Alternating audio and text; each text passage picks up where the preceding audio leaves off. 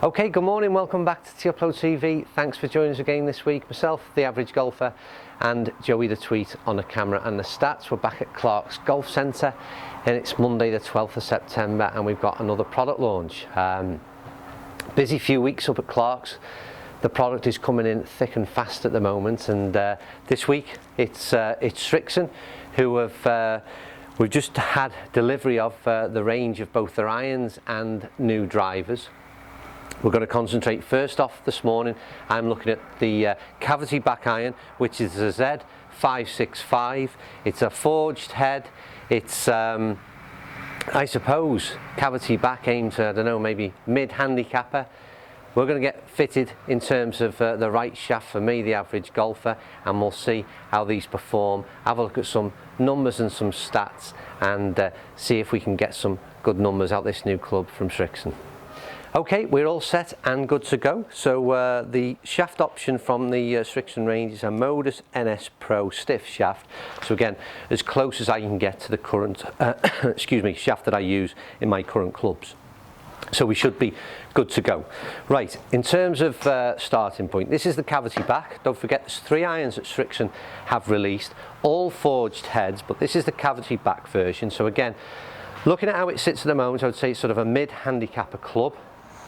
I don't think you can ever categorise who they're suitable for. It's a case of giving them a go yourself. But I would suggest with 3 clubs in the range, that's the area that this is aimed at.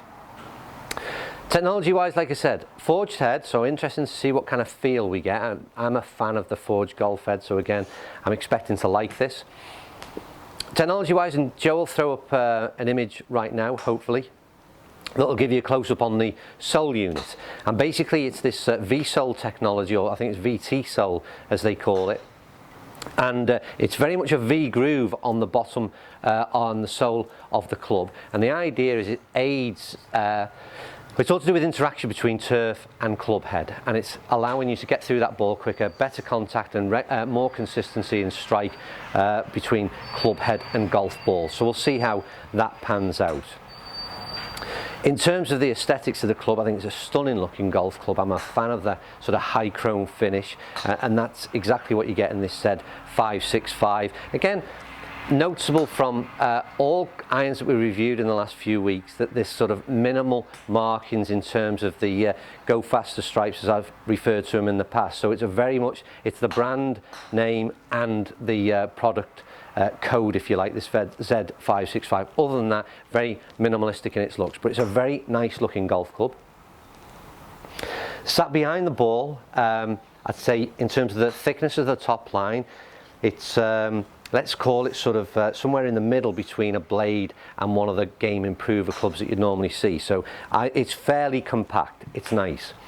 Club head itself seems to, when it's sat behind the ball, have a fairly large hitting area. So it's chrome both heel and toe, a more satin finish in the middle, and when it sits behind the ball, it sort of gives you a little bit of confidence. Like I say, there seems to be a fairly large area to strike the ball from, and that's probably where we'll see the difference when we go to the blade later on this morning. Right, let's stop talking for a little while and see how we get on with it in some golf balls.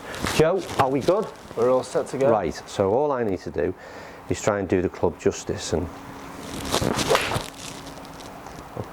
started poorly by slicing one across, so we'll start with a bad one and see where it goes from there. The one thing is, I noticed from that, Joe, even though the performance was slightly out, maybe I wasn't in the best starting position there. I'll come and have a look where I'm aiming this time, but the way it's a high cut across it, the distance was 160. It was good carry. Yeah. What do we get in terms of spin? 4.5. 4.5 spin, and again it was a high launch angle, wasn't it? Yeah, 23. Right, let's have a look at where I'm going.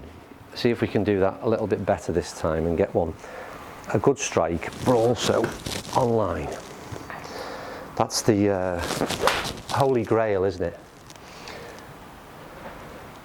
So that's left of target. It's a huge, they carry for a long time, and I'm not hitting particularly great at the moment, but you can tell this is certainly performance wise, if I could hit the ball straight, we might have a better claim on the performance of these clubs, but struggling at the moment in the first 2 balls that I've hit. But ignoring that, like I said, the actual the strike in terms of distance alone is extremely impressive. Right. Oh, Joe, they're so nice to hit. Shame I'm not doing them justice in terms of direction, but the feel out the club, and don't forget there's a cavity back, but it's a forged head, and it's absolutely gorgeous in terms of the feel. Really can't be critical. Like I said, I personally am not doing these things justice because I'm spraying them around a little bit. So what did we get in terms of, that's a huge hit, 184 again for me. So 6 iron would normally be sort of 175 area. So that's quite an increase in terms of distance. So Joe, we need a couple of good ones to finish. Yeah. And again, it's slightly off target down the right, so I am going from, but what a long time carry that is. It's a stunning feel from the golf club. I like the sound as well. It's kind of like from a cavity back, and I think it's this way again, cavity back but forged head, and the feel and the sound is superb. What do we do there, Joe? 163 carry. There's a big difference in terms of the two shots, so it's very inconsistent ball striking from me today.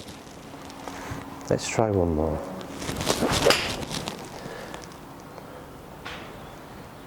That's a huge hang time, isn't it?